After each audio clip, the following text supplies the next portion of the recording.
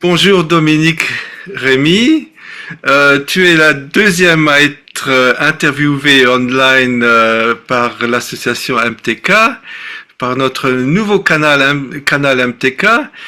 Et je te connais depuis un certain temps, mais je voulais te présenter à nos auditeurs parce que ça fait longtemps que tu es connecté à la communauté de Findhorn, où tu as passé de nombreuses périodes depuis 89 et où tu as travaillé pendant 6 ans. Et tu fais tout plein de choses dans le jeu de la transformation, euh, duquel on va parler plus tard. Mais tout d'abord, je voulais te demander quelle a été l'importance de cette communauté de Findhorn dans ta vie. Écoute, Christian, je crois qu'on en a déjà parlé. C'est un peu comme pour toi et comme pour beaucoup d'autres. Pour moi, la communauté de Findhorn a été l'occasion vraiment d'un changement profond dans ma vie et du sentiment d'être enfin à la maison, avec une famille autour de moi dans laquelle je pouvais être moi-même. On dit souvent à Findhorn qu'on est tous des moutons noirs, hein, mais qu'en fait, on n'est pas noir ou blanc. Nous, on est de toutes les couleurs.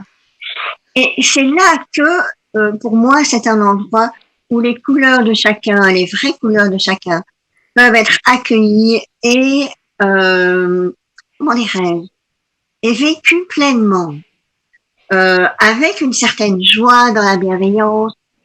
Ce n'est pas toujours facile, parce que la bienveillance ne veut pas dire tout beau, tout gentil, mais c'est aussi l'occasion de célébrer des voyages personnels, nos imperfections et de nous aider à grandir.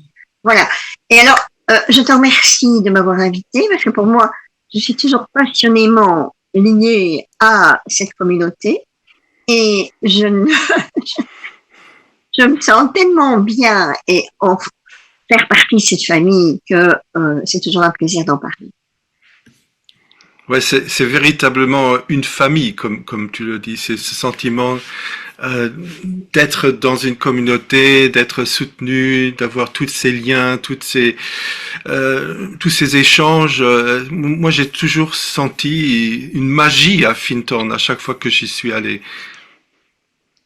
Absolument. Et ce qui est intéressant, hein, et on parlera plus tard de là où ils en sont maintenant, c'est que ce n'est pas seulement un lieu, c'est partie d'un lieu qui a une énergie particulière et qui a engendré cette magie, mais aussi cette force d'une spiritualité incarnée.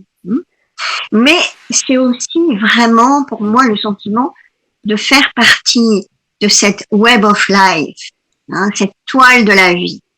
Et où là-bas, étant donné que c'est aussi une communauté internationale, on le vit absolument pleinement.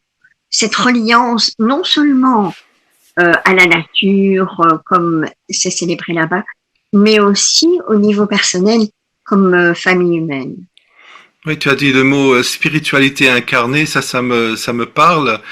Il y a par exemple David Spangler qui est un des fondateurs de la communauté qui a développé une incarnational spirituality où c'est important de s'incarner dans cette vie et de vivre cette spiritualité.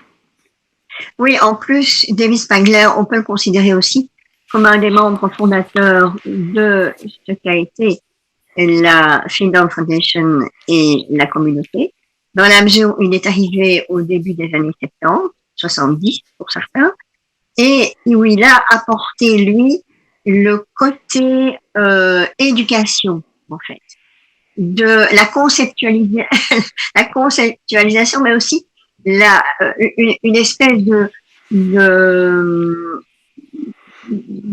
de mise en pratique claire de ce qui se vivait là-bas et qui s'est traduite dans une semaine d'expérience qui était un peu le sas d'arrivée des gens quand on arrivait là-bas et qui permettait en très peu de temps de faire l'expérience de ce que la vie là-bas avait de particulier.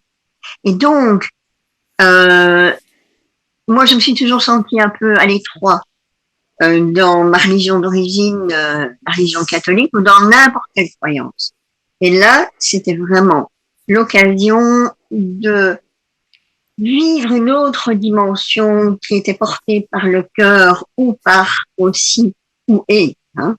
C'est pas le ou, c'est le et, cette partie plus subtile que certains appellent l'âme, parce que c'est difficile de mettre des mots, mais c'est l'être dans sa profondeur. Et où j'ai eu enfin l'occasion de me sentir tout à fait tranquille et à l'aise pour pouvoir réunir un peu le tout. Ouais. Et je crois savoir que tu as toi-même focalisé des groupes. Je veux dire, à Fintorn, quand il y a un groupe, il y a un ou souvent deux focalisateurs. C'est les gens qui dirigent le groupe d'une certaine manière, mais à Finton on les appelle les focalisateurs parce qu'ils focalisent les énergies. Et je crois savoir que tu as fait des semaines francophones à Finton de cette expérience, de cette Experience Week. Absolument. Et j'ai envie de revenir d'abord au terme de focalisateur parce que pour moi, il m'amène à parler allez, j'ai envie de dire presque le seul rituel qu'on a là-bas. On appelle l'attunement, l'harmonisation. Et l'harmonisation, c'est, avant chaque activité, prendre un moment d'intériorisation pour se relier à son soi profond, se relier à ceux qui font partie du cercle et se focaliser sur ce qu'on va faire ensemble. Et là, ça noue et ça porte une énergie qui va vraiment transformer le quotidien et tout ce qu'on peut faire comme service à la communauté dans une autre dimension. Et dans cette dimension de présence, de qualité de présence, de qualité de conscience et de reliance au niveau du cœur, qui donne aussi du sens à ce qu'on va faire, même si c'est nettoyer les toilettes ou faire la cuisine. Et donc, pour moi, là, c'est vraiment, quand on parle de focalisateur, alors, c'est celui qui va initier ce moment et cette énergie qui est à la fois pour chacun l'occasion d'être complètement lui-même, relié aux autres et vraiment présent à ce qui se passe. Alors, j'ai eu, comme tu l'as suggéré, hein, j'ai eu la chance, mais vraiment la chance, après avoir fait des allers-retours de 89 à 2012, en ayant aussi déjà passé un an plein à Pindorm, et en ayant fait tout le parcours du combattant, j'ai eu la chance d'être engagée directement dans le poste qui me convenait le mieux, à savoir justement focalisatrice. Là, c'était pour les longs séjours, mais je n'étais qu'à mi-temps. Et l'autre mi-temps était justement aussi d'animer ou de focaliser ces semaines d'expérience en anglais, mais aussi en français, parce que avant, on avait 1 à 2 semaines en français chaque année. Et j'ai encore eu la chance, vraiment, et là, je remercie le ciel, d'en focaliser une l'été dernier à Findorm même.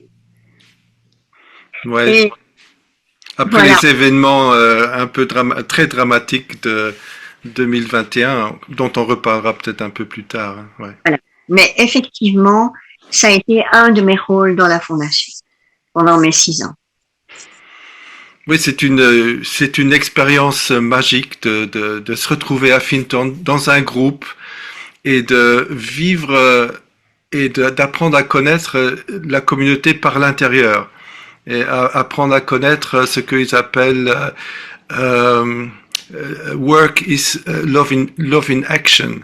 Ce que tu as décrit, qu'on nettoie les toilettes ou qu'on fasse la cuisine ou qu'on fasse des travaux très intellectuels, d'une certaine manière, il n'y a pas d'hiérarchie. Il y a juste on est connecté à ce qu'on fait, on le fait de connecter de l'intérieur et de connecter aux énergies qui sont présentes. Et c'est ça qui m'a toujours fasciné et qui fait que chaque moment est parfait d'une certaine manière. C'était mon vécu. Peut-être pas de tout le monde qui ont vécu là, parce que je sais très bien qu'il y a eu beaucoup de crises à Findhorn. Peut-être que tu te rappelles aussi de certains moments qui ont été plus difficiles.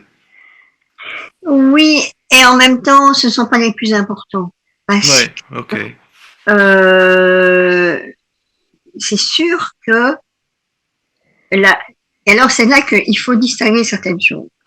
Il y a la communauté, l'éco-village et la Findhorn Foundation. Hein.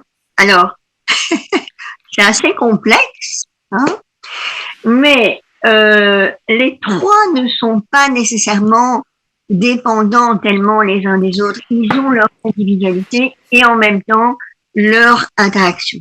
Donc, moi, j'ai travaillé pour la Findhorn Foundation, qui est l'émergence, la structure qui organisait les stages, les séjours, etc.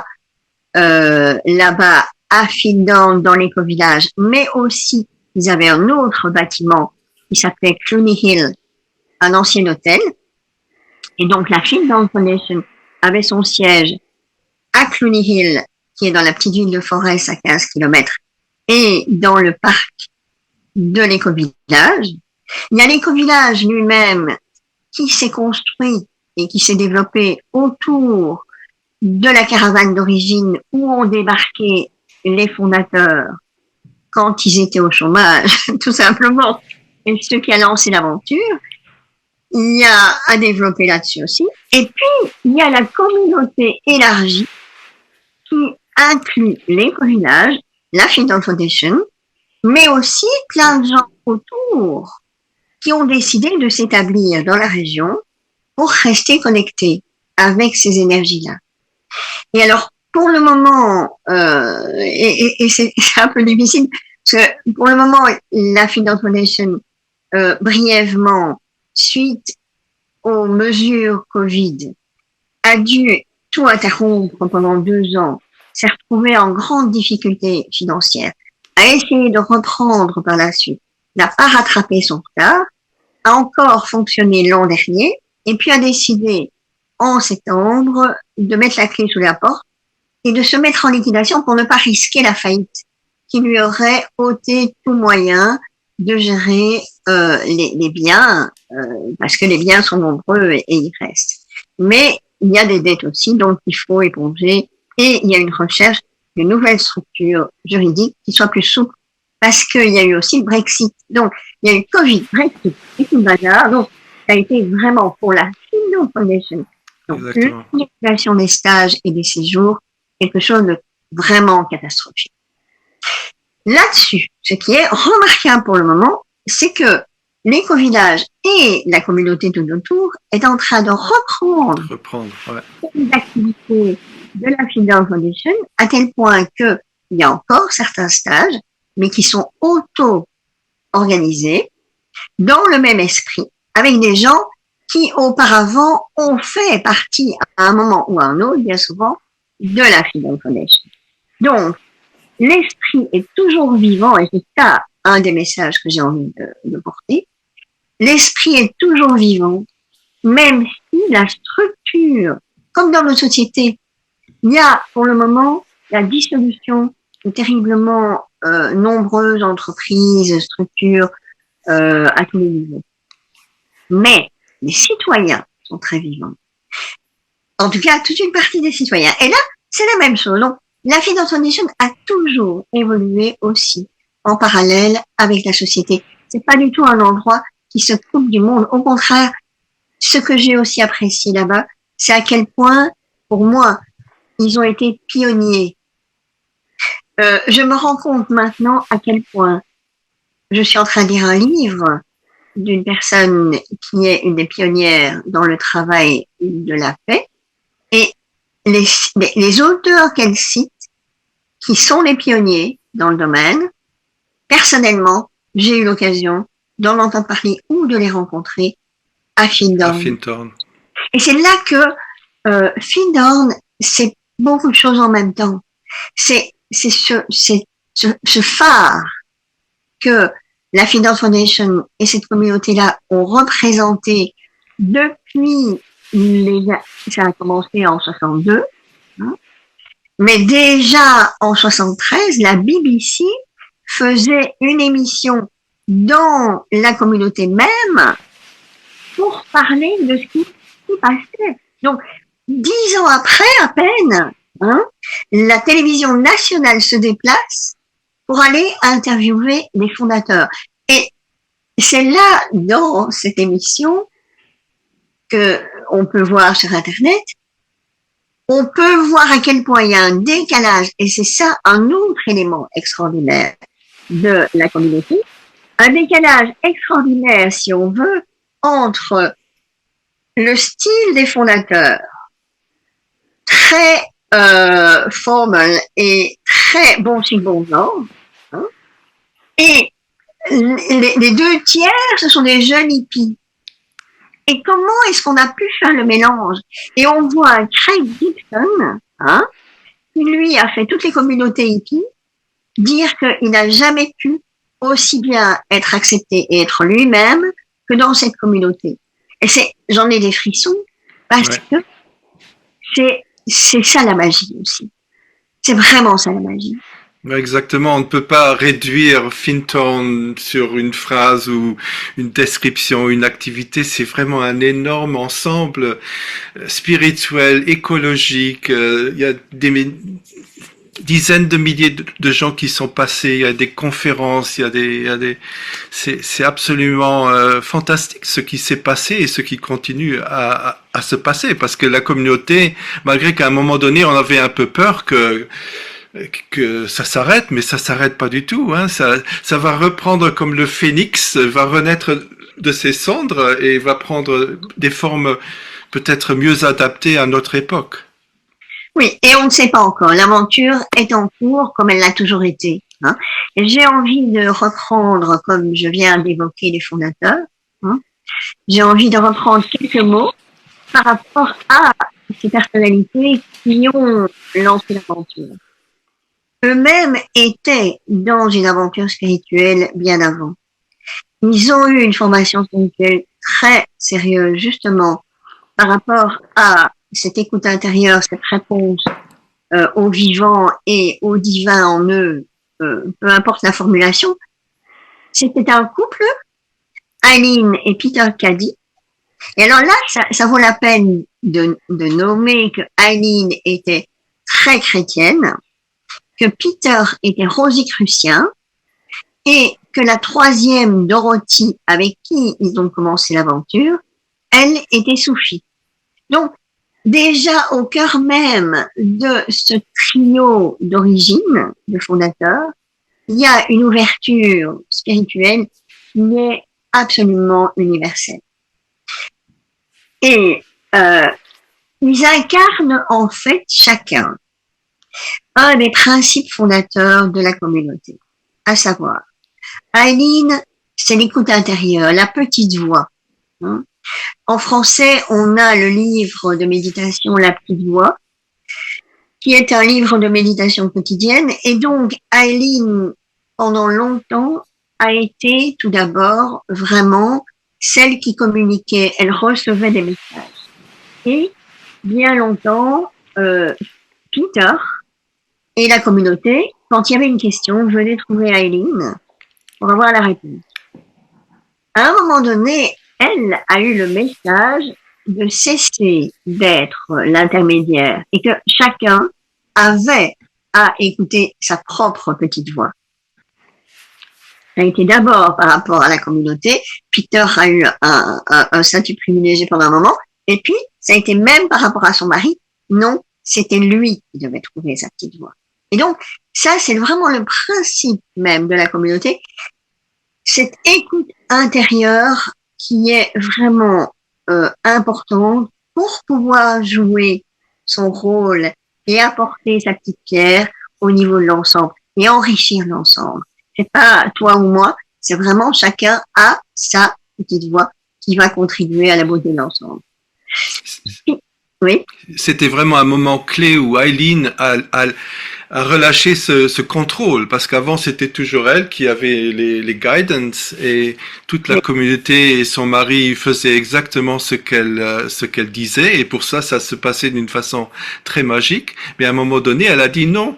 C'est à chacun d'entre vous de trouver cette voie intérieure et ça je trouve aussi très beau parce que dans d'autres communautés et sectes, il y a toujours le gourou qui reste là et qui se maintient. Et là, non, c'est exactement dès le début, elle a dit non, c'est pas moi, c'est vous. Et c'est très beau ça. absolument. Et au début, étant d'origine catholique ou chrétienne, elle reconnaissait le Dieu catholique chrétien. Ou c'est pas, elle n'était pas catholique, je crois. Elle était chrétienne. En fait. Et petit à petit, c'est le divin en soi qui était reconnu, comme le divin était beaucoup plus large encore. Bref, donc ça c'est Eileen. Premier principe, l'écoute intérieure. Peter, lui, c'était vraiment le travail, le service comme amour mis en action. Et alors c'était aussi de ne pas transiger. On a une inspiration, on lui obéit. Mais on le fait de tout son être et on se donne le cœur ouvert à ce qu'on fait. Et là, c'est vrai que ça donne une autre dimension. Et j'ai envie de donner un exemple. Parce que quand j'étais un jour à la salle à manger, je faisais un séjour de travail à la salle à manger, de Love in Action à la salle à manger, a débarqué le lundi matin un couple américain qui venait de Manhattan et qui était absolument, mais de très mauvaise humeur et très fâché. Parce que, il faut dire que Findon est fort connu pour ses jardins. Et pour le travail avec la nature, je vais en parler quand on parlera de Dorothy. Mais là-dessus, eux avaient fait le trajet de Manhattan, étaient venus à Findon, avaient payé le séjour, et leur travail à Manhattan, c'était restaurateur. Donc, ils avaient payé pour faire exactement la même chose que ceux qui faisaient tous les jours au lieu d'aller au jardin. Ils étaient mais vraiment fâchés. Alors, le miracle dans une certaine mesure, la magie, avait fait que on choisissait les départements dans lesquels on allait faire comme ça 4 matinées de service et de Love in Action en se laissant guider et attirer par des feuilles qui étaient mises côté face, donc on ne voyait pas le nom du département qui était mis dessus, et donc tous les deux s'étaient laissés guider intuitivement sur le département de la salle à manger. Donc déjà, il y avait un choix multiple, ils auraient pu ne pas être ensemble. Mais là, ils étaient ensemble, 2 dans la salle à manger. Mais je peux vous dire à tous ceux qui regardaient à quel point le vendredi, quand on a fait le debriefing, qu'on a partagé sur ce qui s'était passé pour eux à la fin de la semaine, ils étaient ravis. Ils n'auraient pas pu être à la meilleure place pour vraiment faire une autre expérience de leur travail de tous les jours. Et j'en suis encore émue parce que c'est ça, c'est pas ce qu'on fait, c'est être dans ce qu'on fait, dans ce que la vie nous amène à faire, avec cette conscience, cette présence et cette ouverture de cœur. Donc ça, c'est Peter. C'est le Love in Action. Et maintenant, passons à la troisième, Dorothy. Dorothy, en fait, avait fait la même formation spirituelle assez exigeante avec Peter et Eileen, parce que c'était l'ex-femme de Peter qui était l'âme, enfin, au début de cette forme de spiritualité, Sheena. Et donc, Dorothy, elle, une fois qu'ils s'étaient retrouvés sans emploi, parce que ils ont donc d'abord dirigé un hôtel, ils se sont demandé, dans les années 60, tiens, et même 50, tiens, on a fait toutes ces formations spirituelles, mais il faut la mettre à l'épreuve. Et donc, Peter a accepté un poste de directeur d'hôtel à Cloney Hill, là où maintenant la fondation avait un bâtiment. Et ils avaient expérimenté leur principe spirituel là-bas. Ils avaient fait passer l'hôtel de 3 à 4 étoiles. C'était prestigieux. Mais là-dessus, la chaîne d'hôtels, qui n'en était pas toujours facile, les avait déplacés dans un autre hôtel, aussi en Écosse. Ils avaient une chaîne d'hôtels là, les propriétaires de l'hôtel. Et donc, à ce moment-là, ils avaient été mis dehors du jour au lendemain, même pas, d'une heure à l'autre. Et comme ils avaient une caravane et que Eileen recevait le message, ne vous en faites pas, vous allez retourner à Cruby Hill, ils ont décidé de mettre la caravane le plus près possible. Et c'est comme ça qu'ils se sont retrouvés dans ce parc de caravanes dans la baie de Findhorn.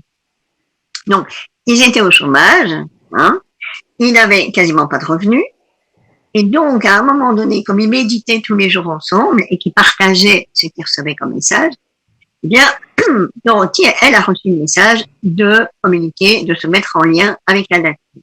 Elle s'est dit, chouette, j'aime bien être dehors. Et elle a commencé par les petits pois, parce qu'elle aimait bien les petits pois. Et sa surprise a été vraiment dans la réponse qu'elle a reçue.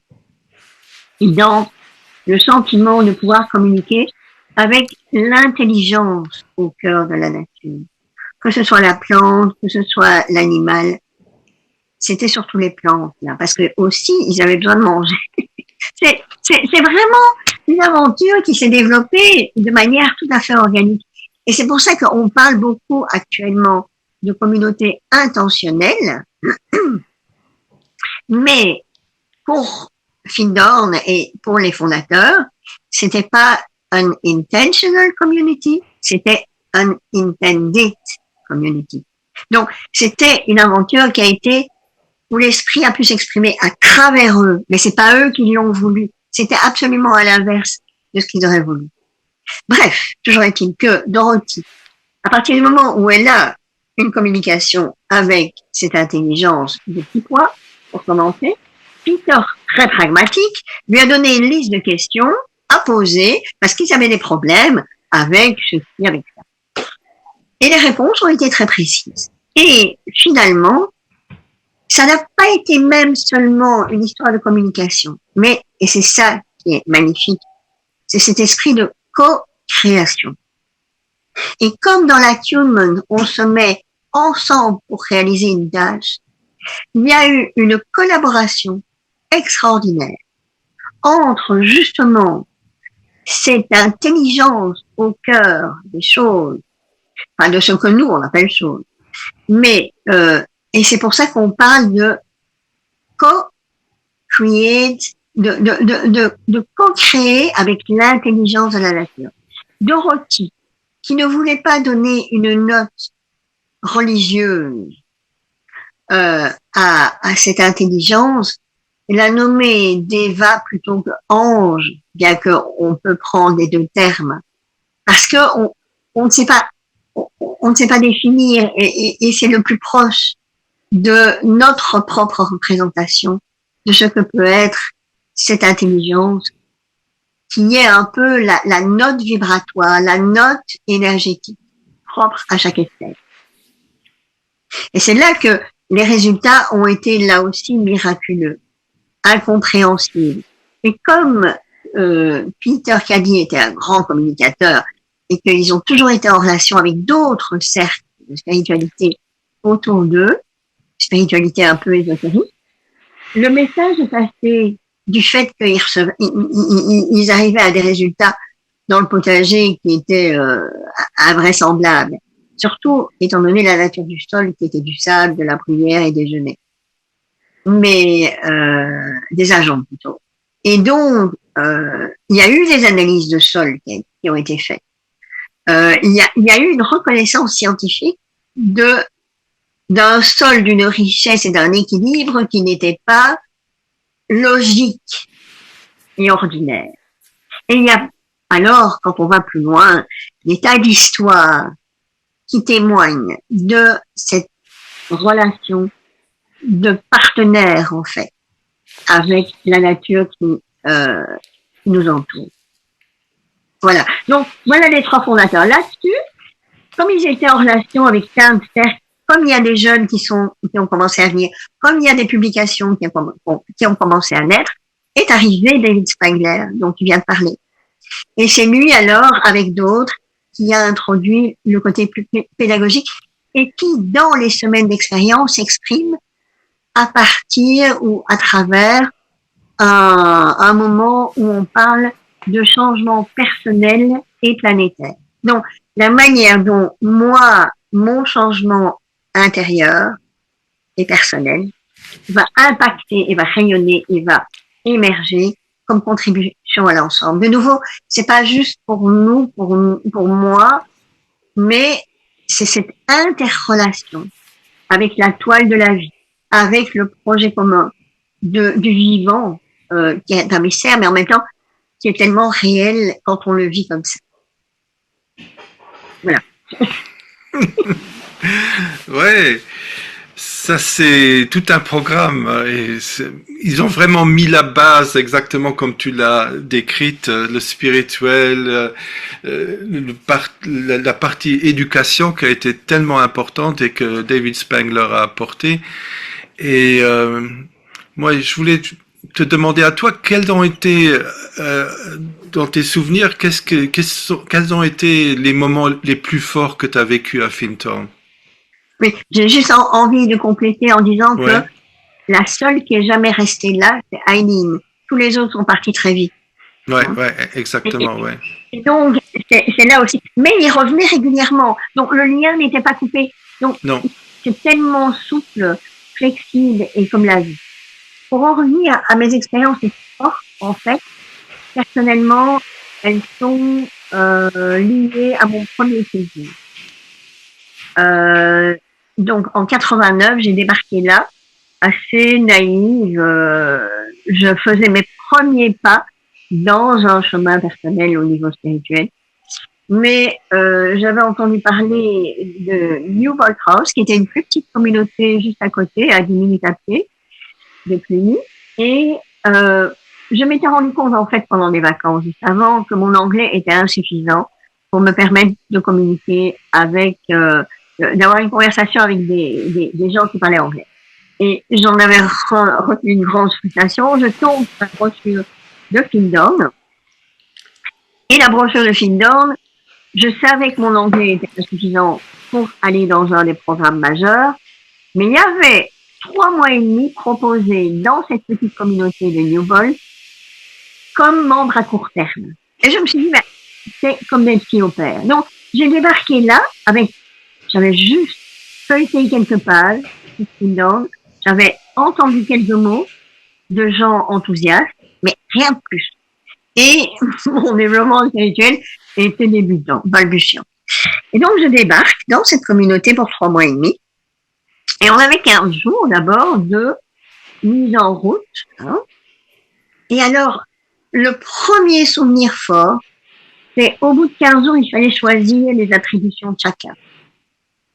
Et on était 7 membres à court terme, candidats, qui avaient choisi de prendre l'engagement de rester pour 3 mois pour servir cette petite communauté, où il y avait une vingtaine de personnes qui passaient chaque semaine pour des séminaires, des séjours. Et là, il fallait choisir qui allait s'occuper du jardin, du ménage. Voilà. La cuisine était répartie entre nous aussi. Hein, il fallait chacun prendre son roulement dans la cuisine. Et comme partout, comme dans tous les groupes, hein, il y a des choses qui attirent plus que d'autres. Et donc, au bout d'un moment, on se retrouve on était calés, hein, parce que personne ne voulait prendre certaines choses qu'il fallait absolument remplir. Quoi.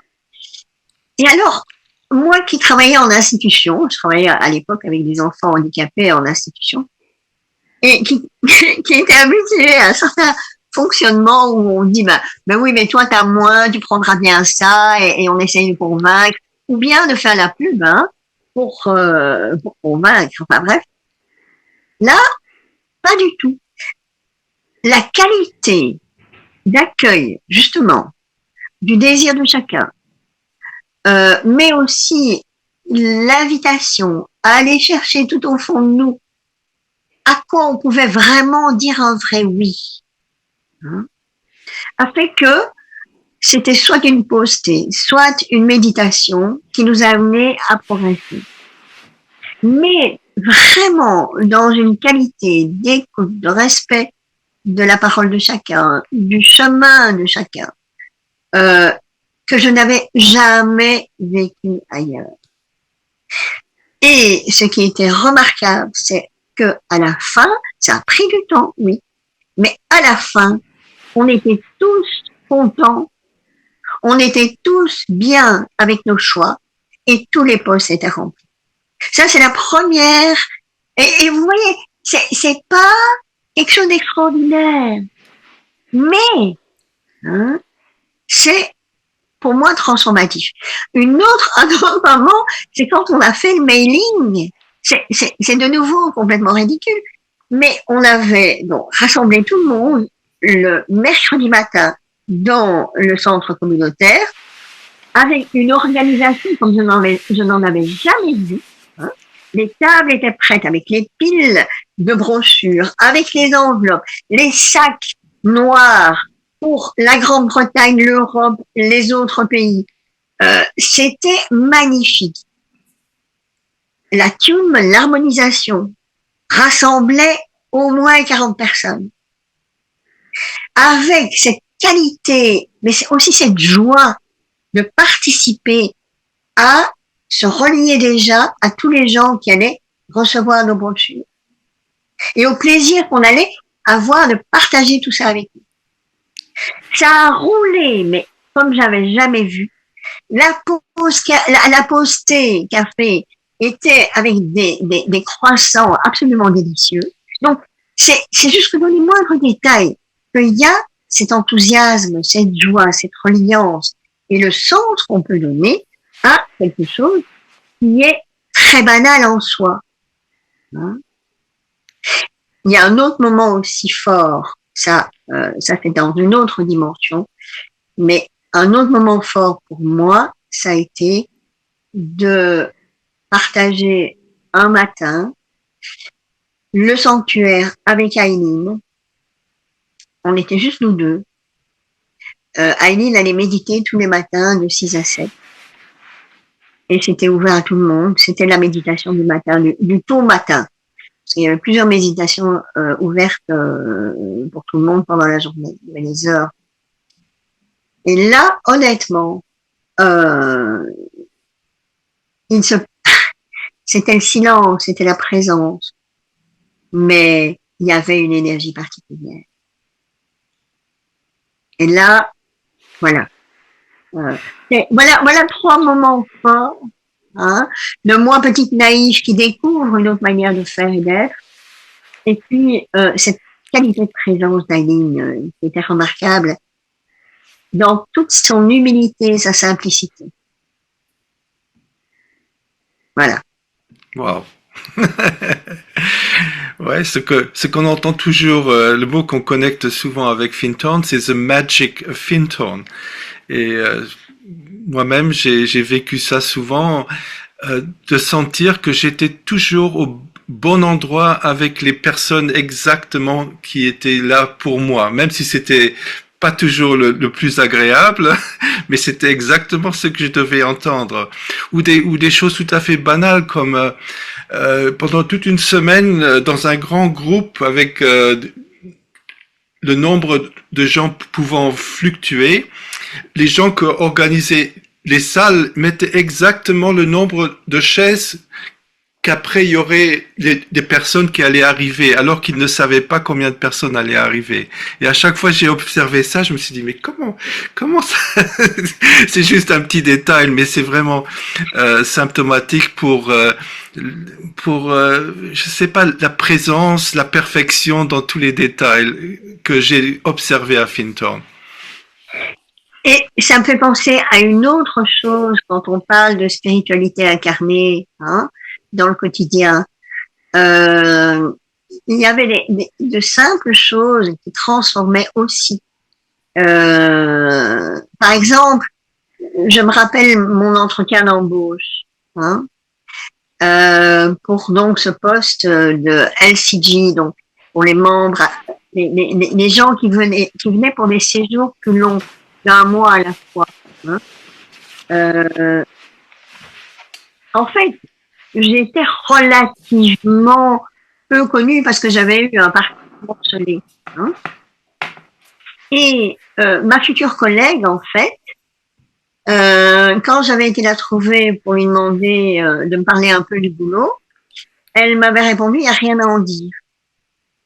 Et puis, elle m'avait répondu, en tout cas, il n'y a qu'une chose que tu dois savoir, prépare-toi à faire des erreurs, moi j'en fais tout le temps.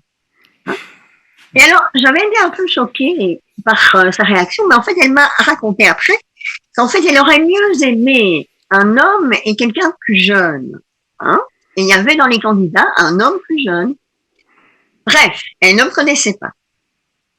Mais quand il y a eu l'entretien d'embauche, il y a eu un entretien d'embauche tout à fait normal. Hein. On était 4, elle était là, il y avait la responsable du personnel et la responsable du département, voilà. Et on m'a posé des questions, tout ça, c'est normal. Mais il y avait un petit détail supplémentaire. C'est que, à un moment donné, à la fin de l'échange, on avait une méditation qui était terriblement puissante. À savoir, on se mettait toutes les 4 en méditation et à un moment donné, on m'invitait à rentrer dans une colonne de lumière qui symbolisait le poste de LCD Focalizer. Et c'est ce qui se passe alors quand on se mettait à l'écoute de cette autre dimension. Parce que moi, ce que j'ai vu dans la colonne de lumière, c'est que moi, j'étais comme une gamine à m'amuser comme une folle avec ma collègue. Et elle, ce qu'elle m'a raconté après, c'est qu'elle a vu, elle, des bulles de toutes les couleurs qui pétillaient dans tous les sens et aussi un sentiment de joie absolument extraordinaire. Et j'ai été choisie sur ces critères-là. Et on a fêté nos 60 ans, toutes les deux, au mois de juin suivant. Donc, voilà. Et j'ai travaillé avec ces histoires de colonnes de lumière dans mon travail de focalisatrice pour les LCD. Et chaque fois, c'était extraordinaire quand on s'ouvre à ce genre de message, de dialogue intérieur. Ça ne ment jamais. Enfin.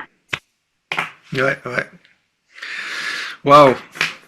Une autre chose que je voulais juste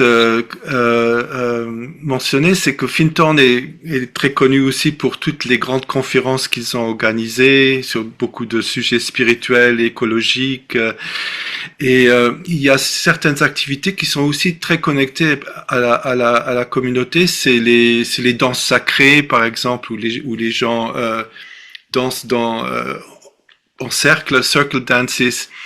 Et il y a aussi le jeu de la transformation.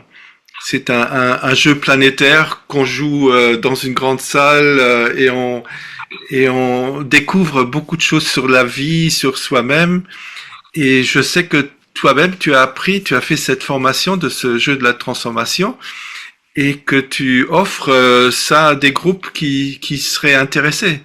Et c'est pour ça que je voudrais maintenant te demander de nous parler un peu de ce jeu de la transformation, qui est si connecté à Fintorn, hein, parce que je trouve que l'énergie de Fintorn et du jeu de la si on veut vraiment, si on n'est pas à Fintorn et qu'on veut faire une mini expérience de Fintorn, ce jeu de la transformation, c'est un moment idéal. Oui, mais là, tu viens de me lancer sur 3 pistes à la fois. Ouais, c'est très bien. J'ai quand même envie de mentionner, je parlais de la manière dont c'était vraiment pionnier à Fintorn. Moi, j'ai rencontré Rob Hopkins, qui a lancé le mouvement des villes en transition. Je l'ai rencontré en 2008 et il en avait eu l'idée en 2006. Hein. J'ai rencontré Joanna Macy, qui est vraiment extraordinaire avec le travail qui relie, que j'invite vraiment à aller découvrir.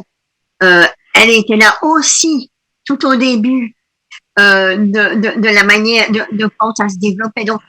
Donc les conférences ont été vraiment des j'ai envie des allumes-feux au niveau des lieux d'éveil, hein, et tout à fait international. Donc voilà, je ne vais pas aller plus loin. Les danses sacrées que tu mentionnes, c'est aussi à quel point chacun, moi j'ai rencontré plusieurs personnes là-bas qui étaient invitées à développer leur propre talent. Et là, les danses sacrées, c'est Peter Valence, c'est Barbara, et c'est chaque fois des petites choses. Ils ont proposé des choses qui les passionnaient et c'est devenu viral à la limite. Et ils étaient invités à les développer. Et il y a, c'est comme ça. Je prends ça comme exemple de la manière dont la communauté encourageait chacun à développer ses propres talents. Alors, maintenant, je ne vais pas m'attarder non plus parce que je vois que le temps passe, mais là-dessus, le jeu de la transformation, ce sont deux Américaines, Joy Drake et Kathy Tyler, qui un jour, elles aimaient jouer, qui se sont demandé comment est-ce qu'on pourrait un jour partager ce qu'on vit ici avec des gens qui peut-être ne viendront jamais. Et alors, elles ont essayé, elles ont développé ce jeu, mais avec aussi la communauté qui essayait, jouait, et voilà. Et alors, le jeu de la transformation, pour moi, effectivement, porte cet esprit qui est un esprit de croissance intérieure et de transformation. Comme aucun autre outil que je connais, mais je suis partiale. Hein, je suis passionnée, donc je suis tout à fait partiale, donc ne m'en veuillez pas pour ça. Mais c'est de nouveau une énergie particulière. Quand je me connecte à l'esprit du jeu de la transformation, je me connecte aussi, je retrouve une énergie semblable, pas exactement la même, mais semblable à celle de cette Deva, ange de Findorn. Cette énergie propre à Findorn, qui pour moi est une telle énergie qui m'ancre et qui m'ouvre en même temps, je la retrouve dans le jeu de la transformation. Donc, ce jeu porte en lui la note, hein, qui est la note de Findorn. Ça, c'est mon expérience, mon sentiment. Et alors, ce qui est extraordinaire, c'est de nouveau l'encouragement à cette écoute intérieure, ce partage, par rapport à une intention choisie. Et où là, il n'y a rien de bon ou de mauvais. On chemine. On chemine sur le sentier de la vie avec cette intention. Et en s'ouvrant à notre monde intérieur et à l'inspiration que vont nous donner les cartes pour nous guider sur ce chemin. Et il y a les cartes des anges qui ont été reprises individuellement tellement elles ont eu du succès et que beaucoup de personnes maintenant peuvent acheter séparément pour les utiliser en méditation ou ailleurs. Elles sont amusantes. Donc, il y a ce côté jeu, ce côté plaisir. Je retrouve aussi, j'ai décrit le plaisir dans le fait de même bêtement faire un mailing, mais ce plaisir est dans le jeu. Comment est-ce qu'on peut apprendre sur soi? Comment est-ce qu'on peut grandir? Comment est-ce qu'on peut changer, mais sans que ce soit lourd? Il y a des moments qui peuvent être difficiles, mais ils sont tellement porteurs de cette énergie de guérison, de changement, de croissance, de révélation, que c'est vraiment, il y a un mélange de profondeur et de légèreté, de joie et d'intensité qui peut être parfois douloureuse, mais jamais à nous enfoncer. C'est remarquable. Et donc, il y a les anges et l'énergie qui sont la vibration de chaque qualité. Il y a les cartes de, on a traduit en français, ombre et lumière, qui symbolisent la dualité de notre monde humain, de notre humanité, à savoir, il y a ce qui nous porte et ce qui nous enrichit sur le chemin. Il y a ce qui est porteur de peine, hein, de tristesse, et qui est justement à transformer. Si bien que les cartes d'ombre, pour moi, sont devenues au fil du temps des cadeaux parce que on est invité justement à les dépasser, et l'énergie qui est porteuse de la transformation de ces peines permet qu'il y a réellement quelque chose qui change. Et ce que j'ai remarqué, c'est pas la même chose pour tout le monde, hein, mais j'ai été parfois très étonnée que c'était à certains moments des personnes qui venaient là vraiment sans y croire, qui pouvaient être les plus touchés. C'était particulier. Oui, et alors donc c'est vraiment, ça nous invite à revisiter le jeu de la vie sur toutes ses facettes, hein, parce que les cases du sentier représentent aussi bien la lumière, l'ombre par exemple, ou l'ange, mais que ça peut être l'éclair d'intuition qui nous amène à imaginer faire quelque chose, ou le libre arbitre, le service, la dépression, le miracle, hein, ou la transformation. Donc, et alors, tout dépend. Hein, il ne s'agit pas non plus de croire à la chance, mais là on lance le dé tout simplement.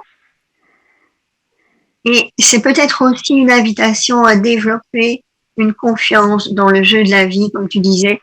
Ces personnes qui nous qui nous posent problème, ou bien les choses où on se retrouve, on a l'impression au début que c'est vraiment pas ça qu'on aurait voulu, et pourtant c'est vraiment là qu'on devait être.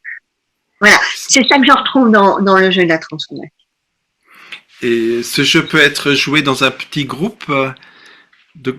Alors, ce jeu peut être joué seul, en solo, hein, avec des règles particulières, parce que le jeu s'est développé en plusieurs formes aussi. Et donc, ici, moi, je parle du jeu avec la boîte, hein, qu'on peut trouver au Souffle d'Or, qui permet déjà de jouer soi-même sans avoir rien fait, mais les règles sont assez complexes et ça vaut la peine parfois d'aller un peu plus loin. Et ce que je propose moi, c'est soit seul, soit en groupe jusqu'à 4. Ça pourrait être aussi une semaine à 6. Mais là, il faut vraiment se donner du temps. Et il faut pas se précipiter. Justement, il faut se donner des respirations aussi, hein, pour laisser descendre. Donc, je l'ai joué une fois sur l'île d'Iona, hein, une un des satellites de la Fifth Foundation. Et c'était une semaine avec Niels. Alors, je ne te dis pas, mais là, c'est aussi un de mes très, très beaux souvenirs. Mais déjà, hein, en une journée à 2, en un week-end à 3 ou 4, c'est waouh. On peut jouer aussi dans un week-end, par exemple, si on était un groupe de 6 personnes, on pourrait jouer ça pendant un week-end. Pour moi, un week-end à 6, c'est un peu court. C'est un peu court, ok. Je prendrai au moins 3 jours, si on est 6. Un temps de parole pour chacun. Il y a vraiment ces respirations qui sont nécessaires. Et pour que le jeu se développe complètement, il faut se donner le temps. Ouais. Mais pour les gens qui travaillent, ils pourraient par exemple commencer le vendredi soir et le samedi et le dimanche, ça pourrait marcher. Oui, mais je n'irai pas au-delà de 5. Alors, pas au-delà de ça. Ben oui, c'est très bien parce que en fait, on est une communauté de gens qui probablement seraient intéressés à jouer ce jeu-là ensemble avec toi.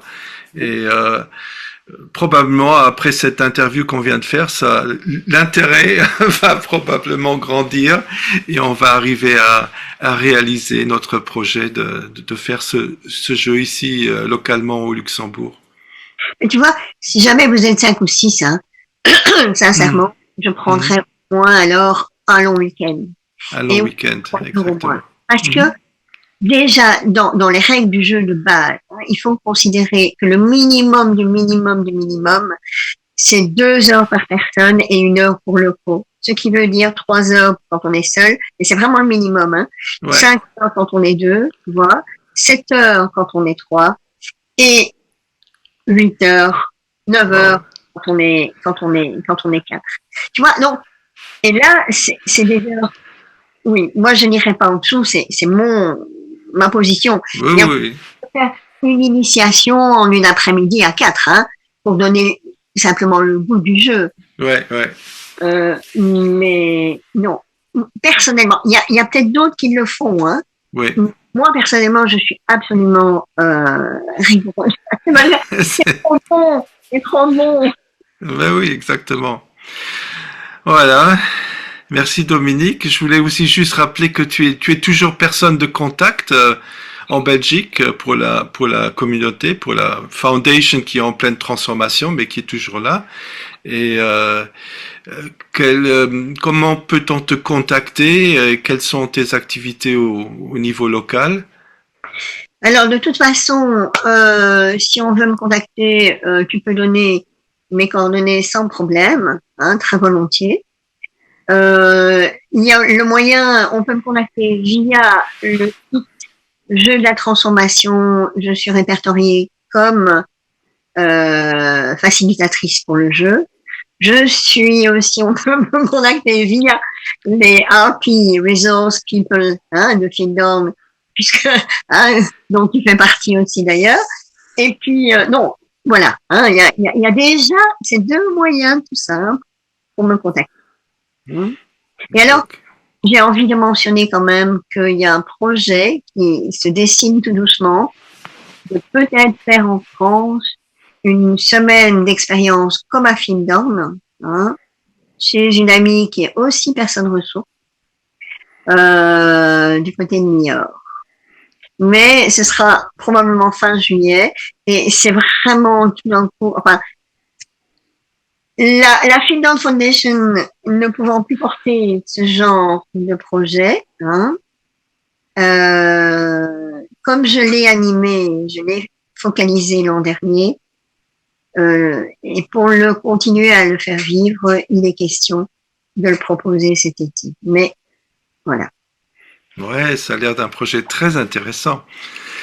Ok, Dominique, je te remercie grandement pour cette vision, ces histoires, toute cette vie que qu'on a sentie à travers tes paroles. Et ouais, je te remercie pour cette conversation qu'on a eue et au plaisir de se revoir. Merci beaucoup. Et moi, je te remercie pour ta confiance, pour notre amitié, hein, et aussi pour tout le plaisir que j'ai à partager ces souvenirs et cette vie, cette énergie qui, moi, me remplit là à travers notre conversation. Merci beaucoup.